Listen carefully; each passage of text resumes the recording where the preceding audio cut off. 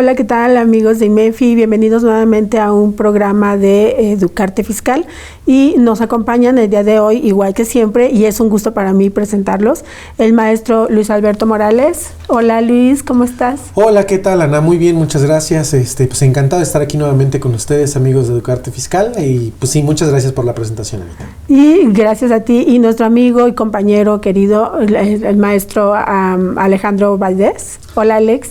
Hola Ana, hola Luis, muchas gracias por acompañarnos a una emisión más de su programa. Siempre es un gusto estar con ustedes y con las personas que nos acompañan para tratar de contribuir un poco a nuestra educación fiscal, la cual siempre es necesaria para el buen desarrollo de todas las actividades económicas que se llevan a cabo. Muchas gracias. Al contrario, y bueno, el día de hoy vamos a continuar con el tema que ya teníamos y estuvimos revisando en la sesión anterior y del régimen de agapes, actividad agrícola, ganadera, silvícola y pesquera, en la que estábamos comentando precisamente el hecho de quiénes son las personas que tributan en este régimen. Hablemos, por ejemplo, de las personas morales. El artículo 74 de la Ley del Impuesto sobre la Renta nos dice que son todas aquellas personas que están relacionadas directamente con esta actividad. Si nos enfocamos o revisamos la ley agraria, en los artículos 9 a 12 aproximadamente nos habla precisamente de quiénes son las personas, nos definen de alguna manera quiénes son las personas que serían las que estarían tributando en este régimen, hablando específicamente de los ejidos o las comunidades que están dedicadas precisamente a esta actividad. Y bueno, hablábamos de otros temas precisamente fiscales, en donde veíamos precisamente quiénes son las personas que estarían tributando aquí, y bueno, veíamos cómo se tiene que tener una exclusividad de actividad en un 90%, precisamente de esta actividad, y algunos otros temas importantes que sería cuestión de empezar a revisar. ¿En qué nos quedamos la clase pasada? Sí, los invitamos a ver el programa anterior para que estén en el contexto de la situación. Nos quedamos más o menos en la parte de las deducciones. Platicábamos, Alejandro, Ana, que los ingresos van a ser como tal por flujo efectivo, que era precisamente lo efectivamente cobrado contra lo efectivamente pagado, y en ese contexto también teníamos para personas físicas una deducción, un ingreso exento de 900,000 pesos, solo para las personas físicas. Entonces, no van a pagar impuestos las personas físicas que obtengan ingresos por agapes cuando tengan ingresos menores a 900,000 pesos. Y para las personas morales tendrían una exención de acuerdo al número de socios que tengan y de acuerdo al valor de la UMA. Siempre cuando los socios sean personas físicas. No, personas físicas y personas morales. Personas físicas y personas morales. No importa, ahí se trata de igual manera si es persona física o persona moral. Si somos 5 socios físicas y 3 personas morales, se toma como socio cada uno de ellos, y la exención aplica por cada uno por 20 UMAs elevadas al año. Cerramos el programa precisamente de la semana pasada, tomando en cuenta que la UMA de enero tiene un valor y la UMA de febrero a diciembre tiene otro valor. Entonces el maestro Alex recomendaba, y avalo también lo que comenta él, nuestro ejercicio es del 1 de enero al 31 de diciembre, entonces tengo un valor de UMA en enero y otro valor de UMA de febrero a diciembre, tengo que tener doble valor de UMA para calcular esta exención. Entonces calculo el valor de la UMA, lo elevo 20 veces y lo multiplico por cada uno de los socios. En este sentido, si yo tengo un socio, más o menos hablaríamos en promedio de exención de 6,500,000 pesos en promedio, de acuerdo a las sumas. Por cada socio vamos a tener la exención. Y también cerrábamos el programa, Alex, comentando que las personas físicas han estado muy limitadas cuando los mandan a partir del 2022 a Recico, y que lo más recomendable, o por así decirlo, más fácil para la autoridad, es que la recaudación sea específicamente a una persona moral, que incluya varias personas físicas y personas morales hasta cierto momento, a que estar fiscalizando a cada persona física que esté dentro de este sector, ¿no, Alex? Sí, efectivamente. Recapitulando un poco en base a lo que mis compañeros ya mencionaron, entonces, puntos importantes. La exención de 900,000 pesos es para personas físicas. Recordemos que no hay un régimen como tal de agapes para personas físicas. Si bien lo había hasta el 2021, sí. Efectivamente, ya no lo hay para el 2022. Ese tipo de contribuyentes, ese sector de contribuyentes fue enviado a reciclo. Para personas morales que tributen en este régimen de agapes, la exención es diferente. Como bien ya lo mencionó Luis, es de 20 veces el valor de la UMA anualizada, contemplando que vamos a tener 2 cálculos, uno para enero y uno de febrero a diciembre. En el programa anterior, si no me equivoco, comentamos que este tipo de régimen era muy, muy interesante desde el punto de vista didáctico, porque tenía 3 conceptos: ingresos exentos, una parte de ingreso con reducción de impuesto y una parte totalmente gravada. Entonces, chicos, no sé si les parece bien o tienen un comentario antes para pasar a la siguiente parte de la reducción del impuesto, o vemos las obligaciones. Las facilidades administrativas. Vamos. Fíjate, Alex, que amigos de Educarte Fiscal, fíjense que en lo particular, en lo personal, a mí este artículo 74 se me hace muy, muy completo, porque amarra varias vertientes de la ley del impuesto sobre la renta. Ya platicamos el programa anterior del 16 del Código Fiscal de la Federación, hasta el 14 en estricto sentido cuando ya se trata de enajenación, el 8 del IVA. Podemos platicar de, por ejemplo, persona moral, que dice la ley del impuesto sobre la renta, si no mal recuerdo, el artículo 8, artículo 9, que es una persona moral. Entonces, como que está tan completo que realmente creo que la autoridad hasta lo debería de tomar como base para tratar de hacer los demás artículos. Está muy completo, está muy explícito. La resolución, las facilidades administrativas que ya vienen, sí están un poquito más complejas. Hay un párrafo por ahí que está algo medio enredado, pero si nosotros analizamos ya de manera muy profunda, es fácil tratar de entenderlo. Entonces, para pasar al siguiente tema, Anita, no sé si tengas a bien tomar en cuenta la parte de las deducciones. Decíamos que las deducciones, precisamente como tenemos un ingreso exento, no podemos tomar la totalidad de las deducciones, pero también en las facilidades administrativas me marca una deducción de hasta 800, el 10% de los ingresos o hasta 800,000 pesos. Tope, sí. ¿Por qué nos los limita, Anita? ¿A qué se refiere esa limitación? Bueno, el punto medular de esta parte es que la autoridad siempre busca la manera de bueno, como tenemos una exención ya por un número de asociados, sean personas físicas o sean personas morales, de 20 UMAS por cada uno de ellos. Entonces, ¿qué es lo que va a hacer? Bueno, como ya te dio una exención por cada uno de tus asociados, entonces lo que voy a hacer es darte un tope en la parte de tus deducciones. Recordemos que esto de las contribuciones que se tomaran en cuenta por cada uno de los asociados, quien tiene que presentar la declaración o hacer el aviso de las exenciones o del movimiento fiscal que se haya hecho por cada socio es el representante legal, quien en todos los casos es el comisariado ejidal, que es quien tiene que hacer la presentación de estos avisos para saber hasta dónde se hizo esa exención.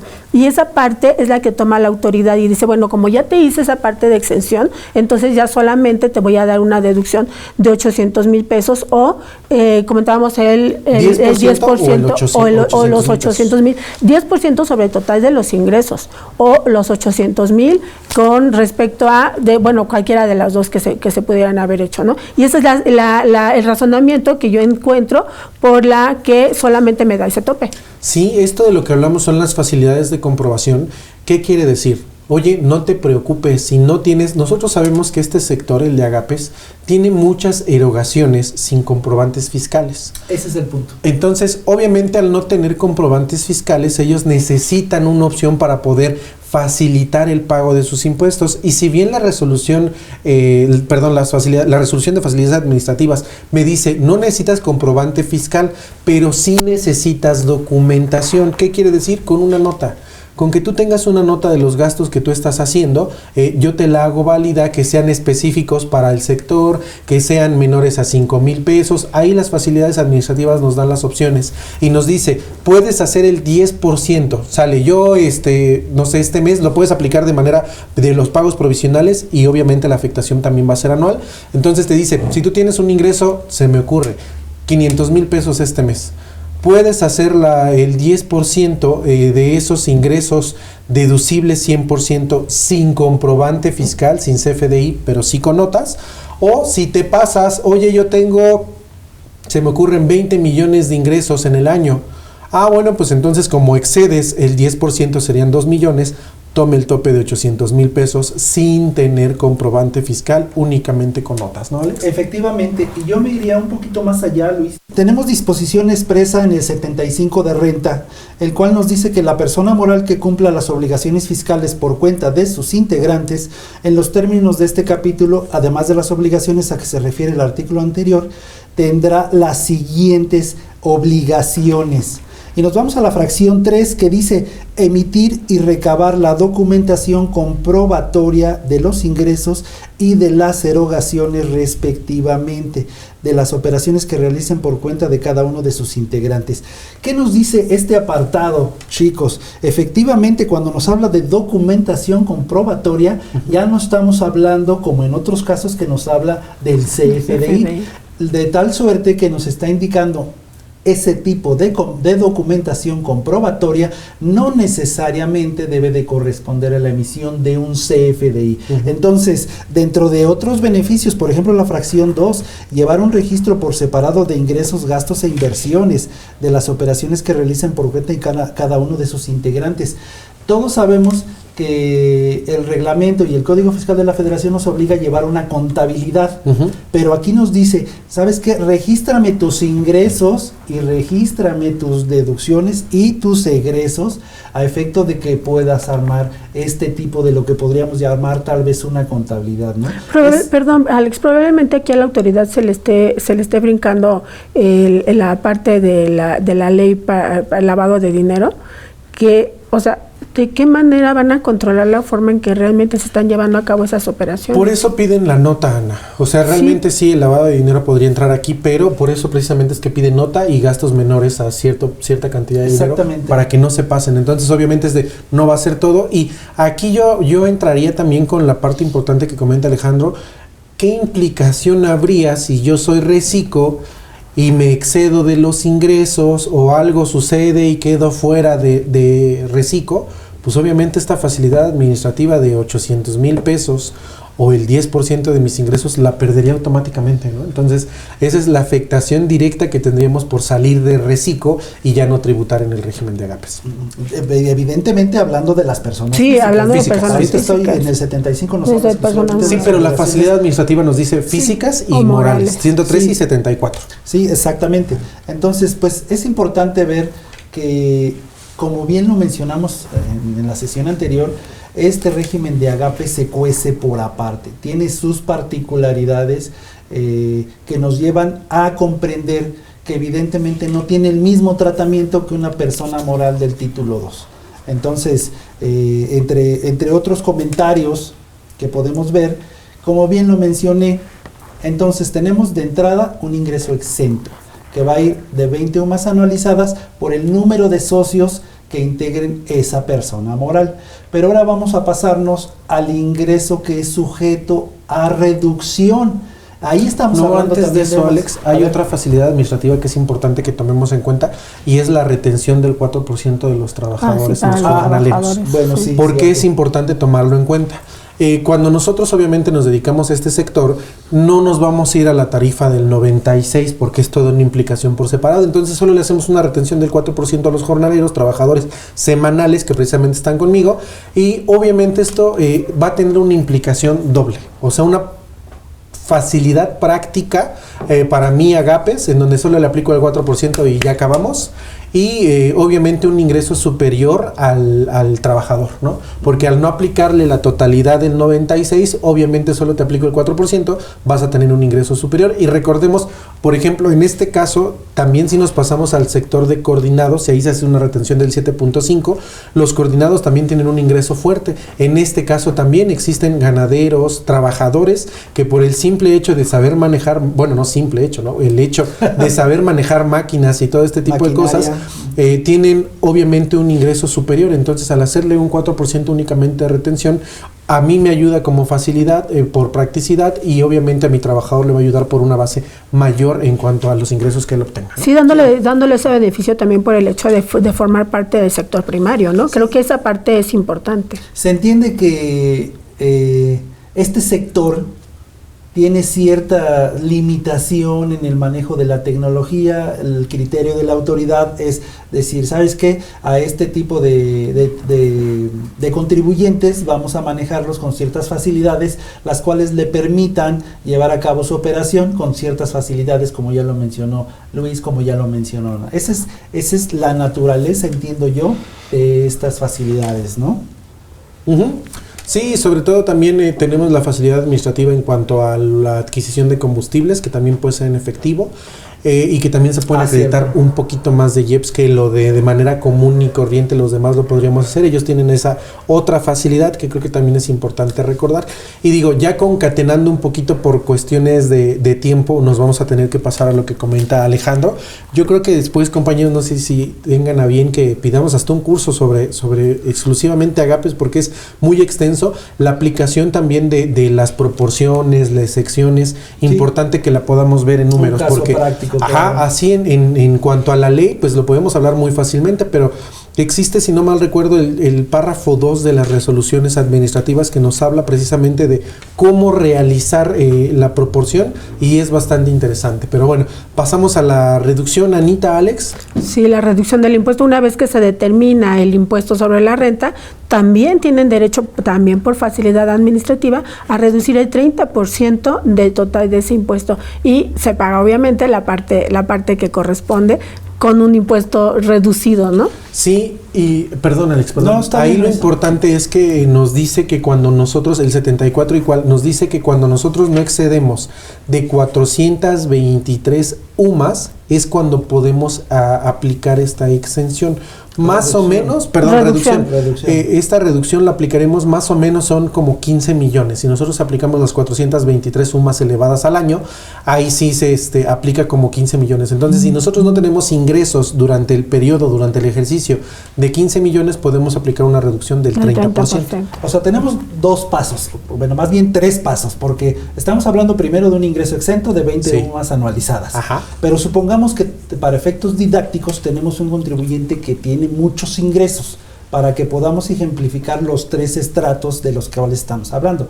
Primero, tiene un ingreso exento que son de 20 UMAS anualizadas, ya con los puntos finos de la UMA que ya identificamos, y por socio. Uh-huh. Pero excede, entonces va a haber una reducción, que esta reducción va a ser por un tope de hasta 423 UMAS igual anualizadas, en la cual también tendremos que identificar estas 423 UMAS anualizadas para el mes de enero por separado, y seccionarla de febrero a diciembre, lo cual, como ya mencionó el maestro Luis, nos da una cantidad aproximada de 15 millones de pesos, suponiendo que este contribuyente tiene 25 millones, entonces parte de las 20 UMAS que son, si fuera un ejemplo de 4 socios, tendría un ingreso exento en su totalidad de 2.600.200.700.000 en su totalidad. Exento, no va a pagar impuesto por eso, y va a tener una reducción por los ingresos que estaríamos hablando de otros 15 millones. Entonces la diferencia va a pagar el impuesto completito. Entonces el punto fino, que es lo que mencionaba el maestro Luis, es precisamente para poder compartir con ustedes este cálculo número con número en un Excel que pudiera identificar, pero de entrada ya tenemos definido. Primero, un ingreso completamente exento, 20 UMAS anualizadas. Después tenemos un ingreso que va a ser sujeto a reducción, que estamos hablando de 423 UMAS anualizadas. Y un tercer estrato, que es el que va a pagar impuesto en su totalidad. Sí, Alex, y otro punto también muy importante que tenemos que tomar en cuenta es que las sociedades y asociaciones en participación que entran dentro de Agapes no solo son 423, sino se incrementan por 10 veces, o sea, 4.230. Estamos hablando de 150 millones de reducción, ¿no? Si tenemos un ingreso sobre 150 millones, puedo aplicar la reducción. Entonces, ¿A qué voy con esto, amigos de Educarte Fiscal? La importancia de lo que ya comentaba la maestra Ana, tomar en cuenta todas las figuras jurídicas que nos puede dar la ley agraria, porque tenemos cooperativas, tenemos asociaciones en participación y obviamente todo esto nos va a ayudar a que nosotros podamos reducir o tomar las facilidades administrativas que me da por el hecho de ser agape. Está muy interesante el tema. Creo que vamos a continuar después del corte. Regresamos, amigos.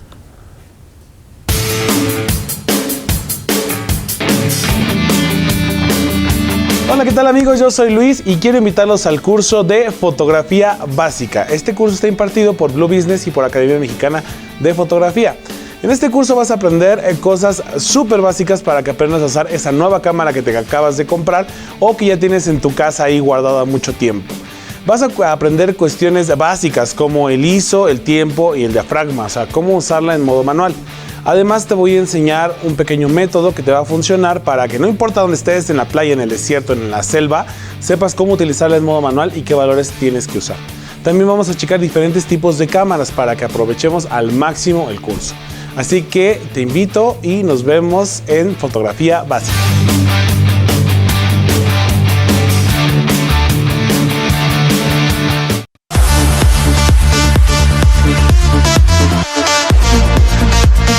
¿Realizas compras, ventas o desarrollo de inmuebles? Queremos invitarte a un curso de 3 horas en línea que se llama Obligaciones de Prevención de Lavado de Dinero por compra, por venta y por desarrollo de inmuebles. Vamos a revisar cada uno de los puntos que son relevantes para la presentación de avisos e informes de prevención de lavado de dinero por estas actividades vulnerables. Vamos a revisar el tema de las limitaciones a cobros con dinero en efectivo, que son muy importantes, y este curso está dirigido a inmobiliarias, a asesores y a desarrolladores inmobiliarios, a los responsables del cumplimiento de prevención de lavado de dinero de quienes realizan esta actividad vulnerable. Yo soy Javier Martínez, soy especialista en prevención de lavado de dinero, certificado por la Comisión Nacional Bancaria y de Valores y por la Unidad de Inteligencia Financiera, y nos encantaría que estés con nosotros en este curso para verificar y revisar si estás cumpliendo adecuadamente o si vas a iniciar saber todas las obligaciones que te da esta LFPORPI, la Ley de Prevención de Lavado de Dinero, y que tiene unas multas que son terribles. Nos vemos en este curso.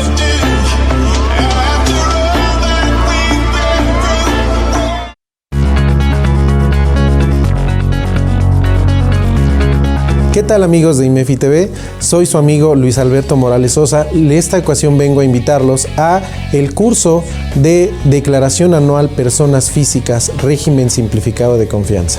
Recordemos que no existe un antecedente sobre este régimen, tampoco por la presentación de estas declaraciones. Entonces estaremos viendo temas como deducciones, acreditamientos, también temas relativos a la tasa aplicable de acuerdo a los ingresos que voy a tener en el ejercicio 2022.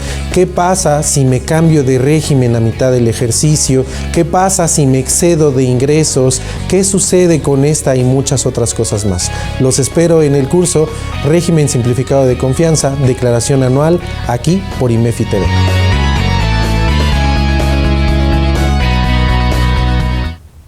¿Qué tal, amigos? Regresamos. Estamos justamente hablando del tema de agapes. ¿En qué punto nos quedamos, muchachos? Pues mira, estamos tocando realmente varios puntos, la diferencia entre personas físicas y personas morales, comentó Luis, comentó también la maestra Ana. Una de las principales diferencias de los agapes personas morales es que las personas morales del título 2 acumulan en crédito y los agapes personas morales acumulan al cobro. ¿Qué consecuencias trae esto? Efectivamente, lo comentábamos fuera del aire, Luis, Ana. Al acumular al cobro, entonces no estamos obligados a determinar un ajuste anual por inflación. Así es. ¿No? De igual forma, si este tipo de contribuyentes se exportan o tienen algún tratamiento con el comercio exterior, lo cual les generaría cierta utilidad por el cambio de la moneda, cierta utilidad cambiaria por la moneda que se estaría utilizando, entonces tendríamos que estos contribuyentes no se encuentran fiscalmente obligados a determinar una utilidad o pérdida fiscal. Financieramente sería otra cuestión, ¿no, Luis? Sí, no, financieramente, recordemos que nosotros estamos hablando ahorita nada más de la ley del impuesto sobre la renta. Cuando platicamos de la parte financiera, obviamente sí tendrían que realizar estas operaciones de manera conjunta, pero por separado, para que realmente lleven al 100% sus cálculos, ¿no? Pero en materia fiscal, ¿cuál es la implicación de que no se lleve realmente un ajuste anual por inflación? Obviamente que no acumulen de más dependiendo si tienen créditos o deudas. Recordemos que el ajuste anual por inflación, de acuerdo al 44, si no mal recuerdo, nos dice que hagamos un saldo promedio de créditos y deudas que contraigamos, le restamos la unidad, lo multiplicamos por el coeficiente y de acuerdo si sale positivo, yo voy a pagar hasta impuestos sin tener operaciones, o si sale negativo me puedo deducir esa parte. Pero en este caso, estricto sentido, la ley nos marca en el 75, si no mal recuerdo, que no tenemos que hacer ajuste anual por inflación. ¿Qué implica esto? Obviamente que nuestros ingresos sean nominales. Si ustedes se van a leer el artículo 74, nos habla siempre de ingresos nominales, no nos dice ingresos acumulables. Y obviamente esa es la diferencia que existe en la palabra. El ingreso nominal es aquel que no tiene ajuste anual por inflación y el ingreso acumulable es el que sí tiene ajuste anual por inflación. Entonces, por eso es importante lo que comenta el maestro Alejandro, no tiene ajuste anual por inflación, por lo tanto se van a manejar siempre ingresos nominales por este sector. Sí, efectivamente, coincido completamente contigo, Luis. Es un tema que poco se habla, poco se estudia.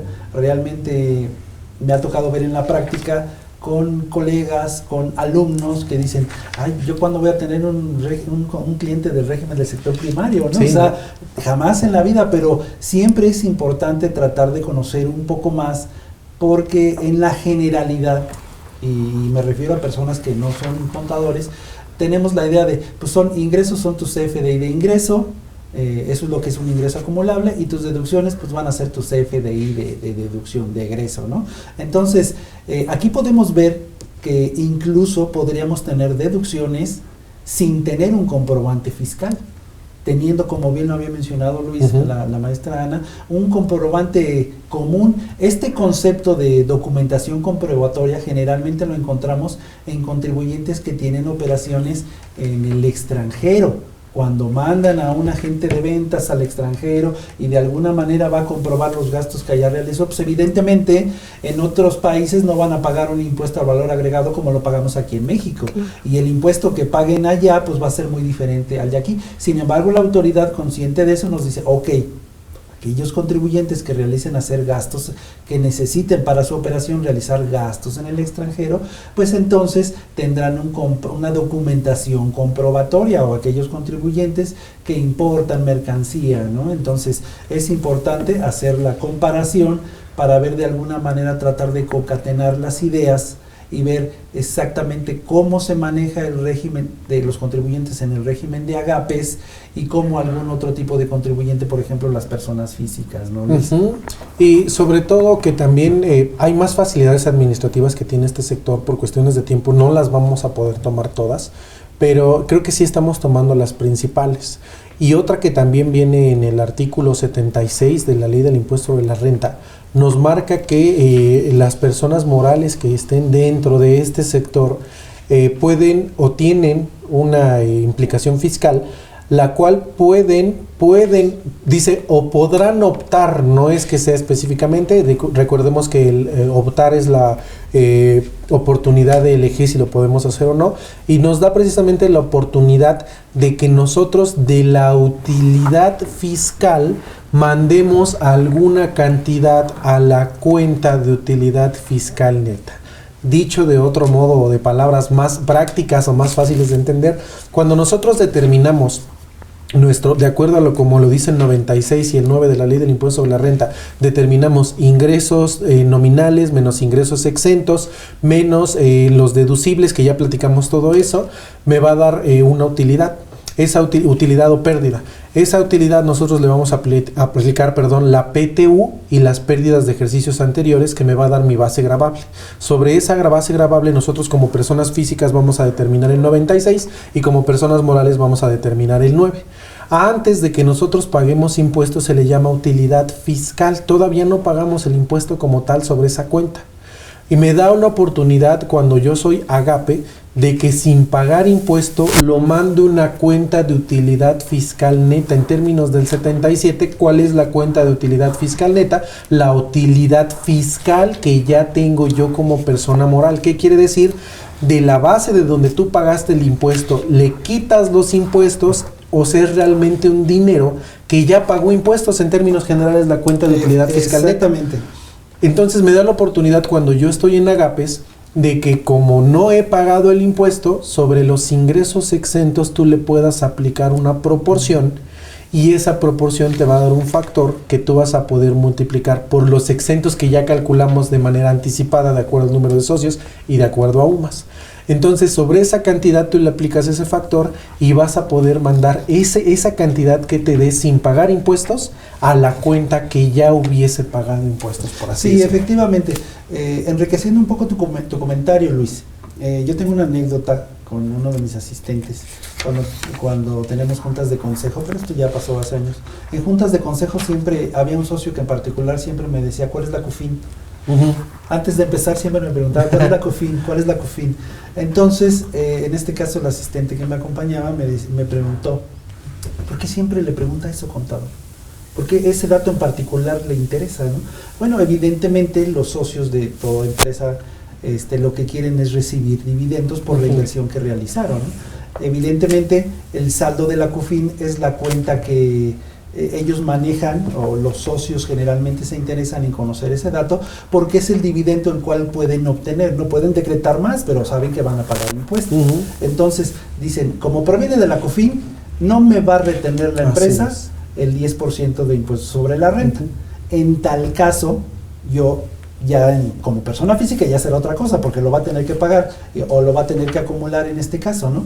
Pero la cuestión es esta: la CUFIN es el saldo el cual se va a distribuir vía dividendos y el cual ya pagó impuesto. Correcto. Ese es el concepto general que maneja el maestro Luis. Como ya pagó impuesto, entonces esa CUFIN ya no se le va a retener el impuesto sobre la renta. Y para este sector en particular nos está indicando que sin que se haya pagado se va a acumular a la cuenta de utilidad fiscal neta. Ese es en términos generales el tratamiento, si bien lo comentó el maestro Luis, para efecto de que encontremos que es un tratamiento preferencial para este tipo de sector. De alguna manera podríamos decir, no sé cómo lo vean ustedes, sé que hay cuestiones que podrían ser contrarias, pero creo que en términos generales es una facilidad, es un tratamiento especial, es un tratamiento que este tipo de contribuyentes se benefician en efectos prácticos, primero en cuestión económica, porque el sector primario es un sector muy importante. Digo, no quiero decir que todos los demás sectores no lo son, pero evidentemente cuando hay una escasez de algún producto básico como huevo de gallina, como jitomate, todos hemos sabido que a veces el aguacate ha estado por las nubes y si quieres un guacamolito, como que ya lo piensas dos veces, ¿no? Entonces va tendiente a ayudar a este tipo de contribuyentes, ¿no? Sí, recordemos que una de las cosas que tiene que hacer el gobierno como tal, en este caso el Banco de México, es el control de la inflación. Entonces, obviamente, a la par, la parte fiscal también tiene que ayudar en este sentido. Entonces, si nosotros no le ayudamos, en este caso así lo ve la autoridad, si no tienen una ayuda del sector primario, obviamente provocaría escasez. Recordemos que la oferta y la demanda es la que nos va a determinar la inflación. Entonces, si tenemos escasez de producto, tenemos que importar y obviamente se van a empezar a encarecer los productos. El resumen que hizo el maestro Alejandro sobre la cuenta de utilidad fiscal neta estuvo perfecto. ¿Cuál es la oportunidad que tenemos nosotros por Agapes? Sin pagar impuestos, le puedes dar a tu socio sus dividendos sin que él también pague impuestos. Ese sería el resumen general. Si nosotros lo tuviéramos en la cuenta, en la utilidad fiscal neta, la que no ha pagado impuestos, resulta que le tendríamos que aplicar el 10 de la ley del impuesto sobre la renta, que es precisamente piramidar el ingreso para que se le retenga al socio y obviamente pague sus impuestos. Entonces, esa es la importancia precisamente. ¿Se puede acreditar también? También se puede acreditar, pero al final tiene que estar pagando un impuesto, ¿no? Y la oportunidad aquí en Agapes es que no pague impuestos precisamente por pertenecer a Agapes. Te doy chance de que a tu socio le mandes un dinero sin que pague impuestos ni la empresa como tal, el Agape, la sociedad, ni siquiera tú como persona física, ¿no? Ese sería el resumen. Sí, por último, bueno, ya nada más que restaría ver lo de la presentación de la declaración anual, ¿no? Las personas morales pues ya presentan, considerando todos esos aspectos, los ingresos que se obtienen, la cuenta de utilidad fiscal neta y en el periodo normal, como debe de ser, a más tardar el 30 de marzo del ejercicio siguiente. Y para las personas físicas, igual lo que se tiene que tomar en cuenta son los ingresos que se perciben por esos conceptos y bueno, se le aplicaría el porcentaje de que nos menciona el artículo 113 letra F de la ley del impuesto sobre la renta, donde va desde el 1% hasta el 2.5% dependiendo del nivel de ingresos que obtuvieron las personas físicas en ese ejercicio y se presenta igual a más tardar el 30 de abril del ejercicio siguiente. A mí me gustaría compartir una inquietud con ustedes, no sé si coincidan conmigo. Esto lo vimos al principio del programa. ¿Cuál fue la intención de eliminar el régimen de agapes para personas físicas y pasarlos al reciclo? General, Alex, así en resumen, es que obviamente la autoridad fiscal trata de que los agapes personas físicas se eliminen.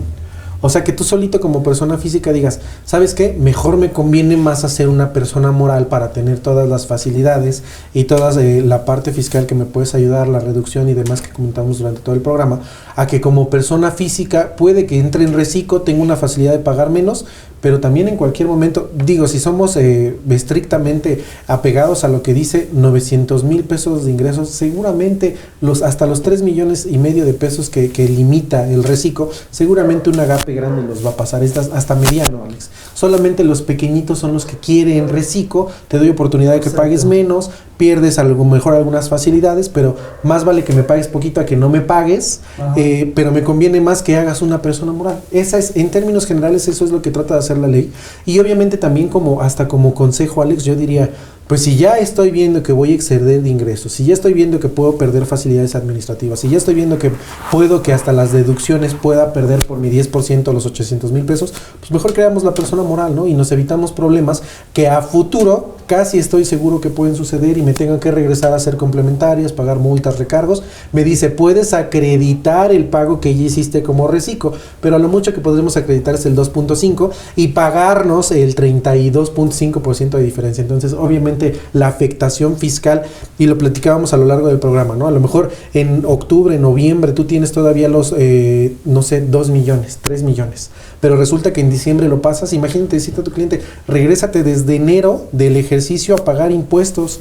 Pues obviamente toda la ganancia que ella tuvo seguramente ya se la gastó, ya la volvió a invertir o ya la desapareció, y ahorita le dices que vuelva a pagar todo, pues obviamente la implicación sería bastante fuerte, ¿no? Sí, y es lógico lo que comentas, porque finalmente la autoridad misma te da esa pauta, o al menos nos hace pensar eso, con los errores, con los laberintos que hay en la ley, en donde normalmente los contribuyentes caen en dudas. Y bueno, ¿qué pasa cuando no le entiendo perfectamente a lo que tengo que hacer? Pues me regreso, o me conviene más irme a la actividad, al régimen general, a la actividad empresarial, o quedarme de plano en el reciclo, pero con otro régimen, no sé. Y no hablemos de los problemas que había en los aplicativos, ¿no? Que nos aplican impuesto cuando no deberían de aplicar, a lo mejor no hemos sobrepasado el límite y aún así nos están cobrando el impuesto, no sé. Entonces, sí me parece razonable lo que comentas con respecto a que a lo mejor sí, lo que quiere realmente es desaparecer el régimen de agapes. Comparto su opinión, creo que la intención de la autoridad es fiscalizar. Sí, es La esto. intención de la autoridad es fiscalizar más, obtener más recursos, a efecto de que pues de hecho todos vemos los récords en recaudación que está teniendo este gobierno, ¿no? Ojalá pudiéramos verlo en cuestión de resultados, pero bueno, ahí ya cada Ese es otro tema, ahí Alex, tendrá cada totalmente quien su diferente. tema, pero sí evidentemente Bueno, ¿resultados para quién?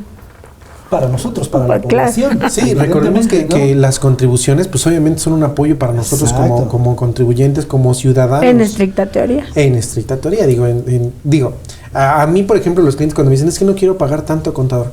Oye, pues también ayúdame a ayudarte, ¿no? Ayúdame con tu CFDI, ayúdame a hacer inversiones, gastos que realmente te ayuden, ¿no? Para bajar la carga impositiva. Y algunos clientes me han dicho, pues sí, Luis, pero mira, lo feo es que yo pago tantos miles de pesos mensuales.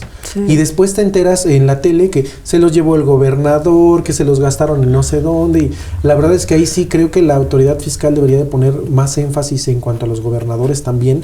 Yo sé que son cosas independientes, pero la verdad es que hasta a mí me da coraje, ¿no? Ver que tú haces tu trabajo tratando de ayudar y le dices al cliente, ¿sabes qué? Pero tienes que pagar, forzosamente tienes que pagar. Y cuando ven los pagos, los contribuyentes, pues mira dónde quedó mi pago, ¿no? Lo que estamos viendo, pues, es precisamente un doble discurso. Ese doble discurso donde nos dicen, por un lado, es que el sector primario está protegido fiscalmente, financieramente, tienen apoyos, tienen ayuda. Pero por otro lado, nos encontramos toda esta cantidad de requerimientos que debemos cubrir, este tipo de candados. A lo mejor quiero pensar en un pequeño contribuyente que dice, pues yo jamás voy a rebasar los 900,000 pesos, entonces no voy a pagar ningún tipo de impuesto, ¿no? Pero recordemos que no todos los contribuyentes son grandes contribuyentes, o sea, hay personas que incluso cultivan para el autoconsumo, ¿no? Sí. Entonces, ese tipo de contribuyentes creo que se encuentran desprotegidos porque no tienen la asesoría adecuada, porque a lo mejor no presentaron su aviso, porque a lo mejor llega la autoridad y dice, no presentaste 3 declaraciones y te sales de reciclo, no presentaste tu anual y eso es por eso te sales de reciclo y te vas a actividad empresarial, entonces lo que tenías exento ya no es exento. ¿Qué es a lo que voy? A lo que voy es que de alguna manera, y muy personalmente creo que es un régimen que es muy interesante estudiar. De alguna manera tenemos que leer entre líneas donde podemos observar que hay un doble discurso de parte de la autoridad. Entonces, bueno, ese es mi punto de vista y aquí no es una mesa política, pero es invariable no ver este tipo de situaciones. Sí, Muy correcto, sano, ¿no? Alex. Creo que para personas morales te dejo todas las implicaciones y te ayudo y te sigo, es más, te doy tu palmadita en la espalda para que continúes haciendo tu trabajo, pero para persona física nos están poniendo prácticamente el pie en el cuello, ¿no? Nos están limitando muchas cosas, no te puedes pasar, si te doy chance, no te doy chance, tienes permiso, tienes exento, ya no tienes el exento, ya tienes que pagar el impuesto por los 900 que te pasaste, así sea un peso. Entonces creo que más bien es sobre eso, ¿no?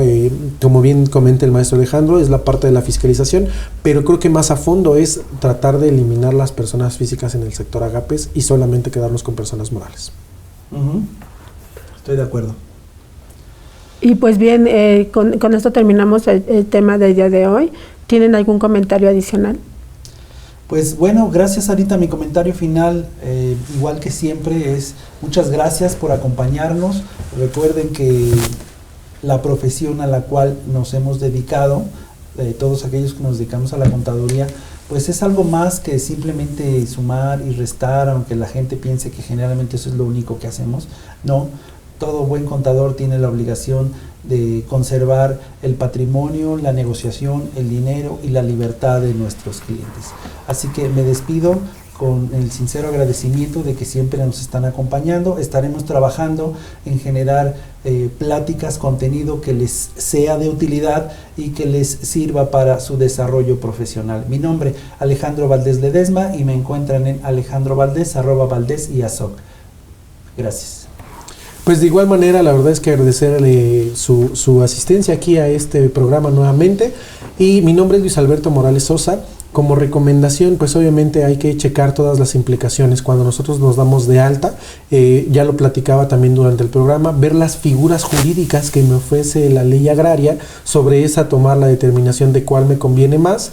Y obviamente también tomar en cuenta todas las implicaciones fiscales que vienen en la ley. Ahora no nada más son la parte fiscal, sino también las facilidades administrativas que me ofrece la misma autoridad fiscal, y sobre todo también no podemos dejar de lado, aunque me duela y lo hemos dicho también durante varios programas, las resoluciones de miscelánea fiscal no tienen por qué implementarse como tal, pero sin embargo tenemos que tomarlas en cuenta también porque son parte de la autoridad como un complemento para cumplir con nuestras obligaciones al 100%. Me encuentran en contacto @contabilidadfiscal.net. Un placer haber estado con ustedes. Hasta la próxima. Muchas gracias. Y sí, efectivamente coincido con los compañeros. Y sobre todo el tema importante en este aspecto de Agapes es la resolución miscelánea con respecto a las facilidades administrativas, que en esa parte sí se está regulando muchas situaciones que en ley no están detalladas. Entonces es importante darle una revisada a las facilidades administrativas en la resolución miscelánea. Y bueno, ha sido un gusto estar nuevamente con ustedes. Mi nombre es Ana María Ramírez Medina y me encuentran en anaramírez@cpacontadores.com.mx. Que tengan excelente día.